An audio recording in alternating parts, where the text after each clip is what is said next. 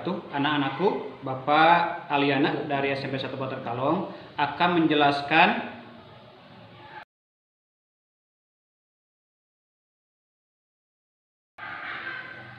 Selamat menyaksikan.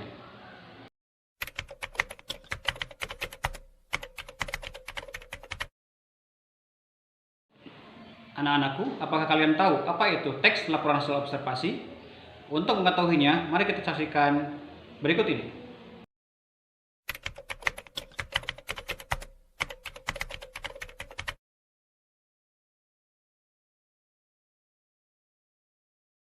Setelah kita mengetahui pengertian teks laporan hasil observasi, sekarang Bapak akan menerangkan tentang struktur laporan observasi.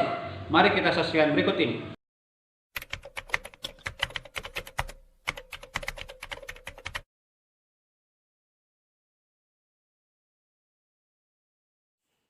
Struktur laporan hasil observasi yang pertama adalah definisi umum.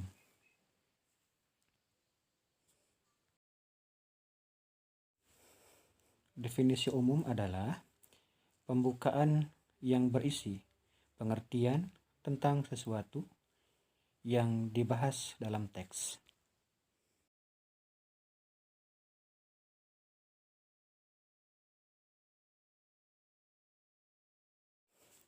Contoh, di sini Bapak akan berikan contoh tentang bunga mawar. Mawar adalah suatu jenis tanaman semak dari genus Rosa, sekaligus nama bunga yang dihasilkan tanaman ini. Nah, jadi ada ciri khas, yaitu adalah karena pada bagian ini menjelaskan tentang pengertian mawar. Struktur teks laporan hasil observasi yang kedua adalah definisi bagian.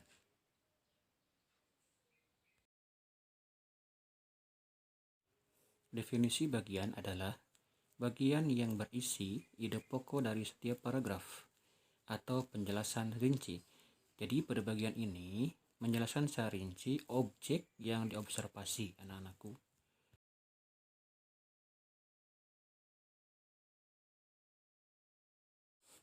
Contoh, sebagian besar spesies mempunyai daun yang panjangnya antara 5-15 cm dengan dua-dua berlawanan.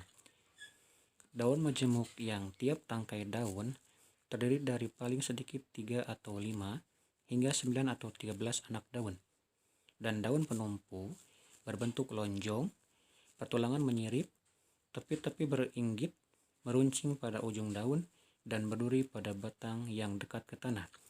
Nah, anak-anakku, jadi pada bagian ini sudah jelas ya, ini memerinci tentang bunga mawar, mulai dari panjangnya, mulai dari bentuk daunnya, dan berduri juga. Jadi pada bagian ini adalah memerinci tumbuhan bunga mawar.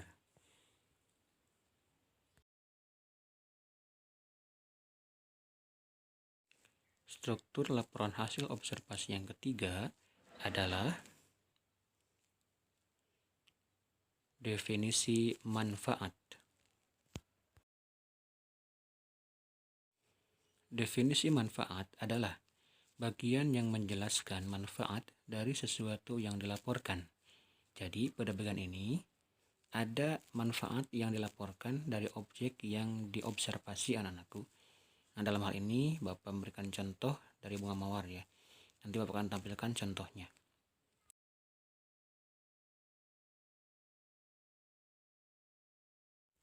Contoh, bunga mawar digunakan untuk bahan kosmetik, bahan pembuatan sabun, bahan untuk alat kecantikan, bahkan bisa dijadikan bahan untuk obat-obatan. Nah, anak-anakku, sudah jelas pada bagian ini menjelaskan tentang manfaat dari bunga mawar. Bisa digunakan untuk kosmetik, bisa digunakan untuk sabun, bisa digunakan untuk alat kecantikan, dan bisa digunakan untuk obat-obatan. Nah, jadi mudah-mudahan kalian paham ya, bahwa bagian ini menceritakan tentang manfaat dari bunga mawar.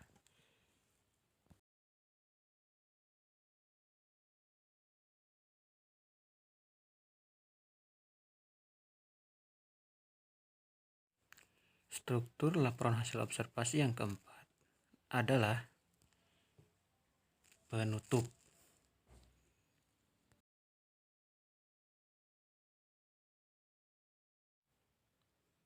Penutup adalah bagian rinci di akhir dari teks. Jadi pada bagian ini adalah merinci dari awal sampai akhir teks. Dalam artian, ini adalah pandangan umum dari seorang observatorian yang melakukan observasi. Contoh,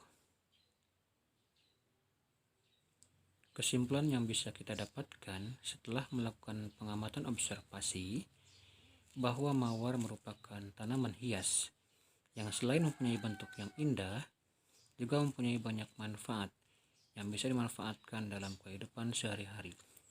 Nah, jadi pada bagian ini adalah pandangan umum dari observatorian, atau bisa juga kesimpulan dari teks yang diobservasi.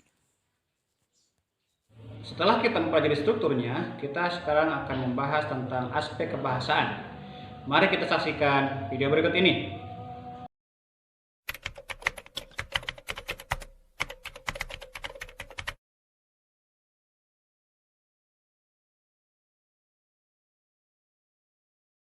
Satu, kata verba dan nomina.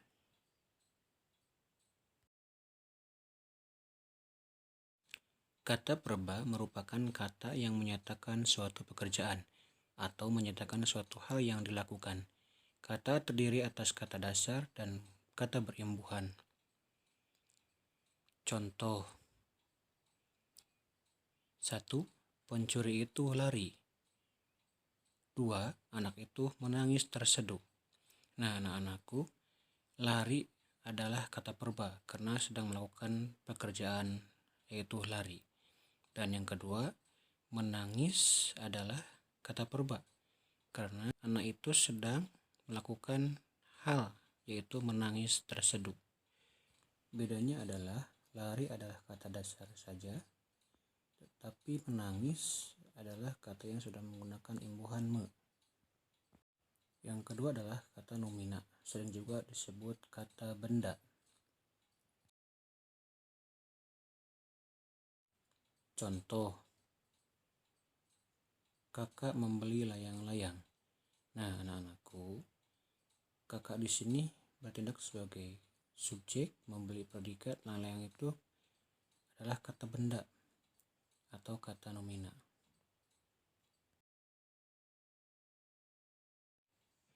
Aspek bahasa yang kedua adalah afiksasi.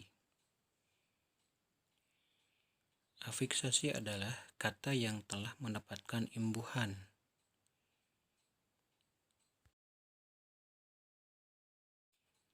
Contoh,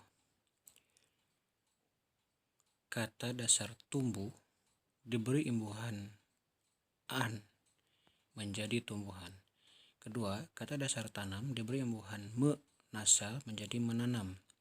Kenapa tanam menjadi menanam? Karena huruf T dalam kaidah penulisan huruf itu menjadi luluh atau nasal, sehingga menjadi menanam. Kaidah bahasa yang ketiga adalah kalimat definisi dan kalimat deskripsi. Kalimat definisi adalah kalimat yang mendefinisikan atau menjelaskan pengertian tentang sesuatu. Contoh, mawar adalah tumbuhan semak yang berasal dari keluarga rosa. Jadi, definisi adalah mendefinisikan atau menjelaskan tentang bunga mawar, ditandai dengan kata adalah. Kalimat deskripsi adalah kalimat yang menjelaskan sesuatu secara rinci.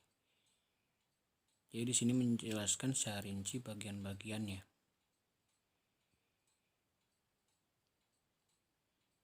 Contoh, bunga mawar memiliki batang berduri. Bunganya ada yang berwarna merah muda, putih, merah, bahkan ada yang orange. Jadi di sini mendeskripsikan bagian-bagian batang, bunga, warnanya ada yang merah, ada yang putih. Jadi mendeskripsikan tentang bunga mawar.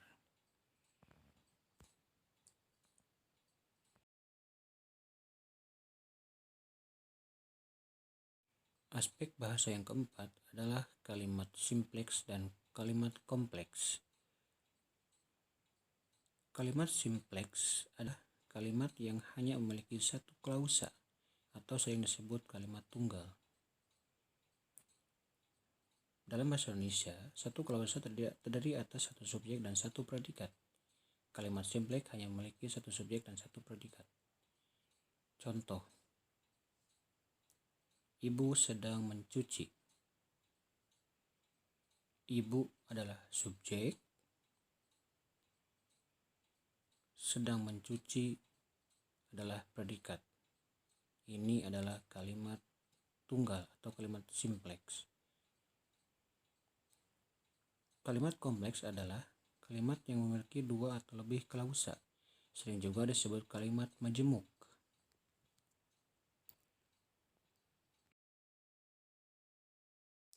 Contoh: ayah datang ketika kakak sedang tidur.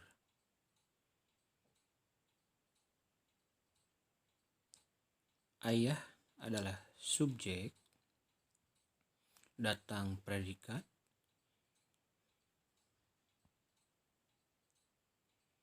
ketika itu adalah konjungsi atau kata hubung. Kakak adalah subjek, sedang tidur predikat. Jadi ada dua subjek dan dua predikat. Ini adalah contoh kalimat kompleks. Ya, itulah yang bisa Bapak sampaikan. Semoga bermanfaat dan sampai ketemu kembali pada materi yang lain di lain kesempatan. Assalamualaikum warahmatullahi wabarakatuh.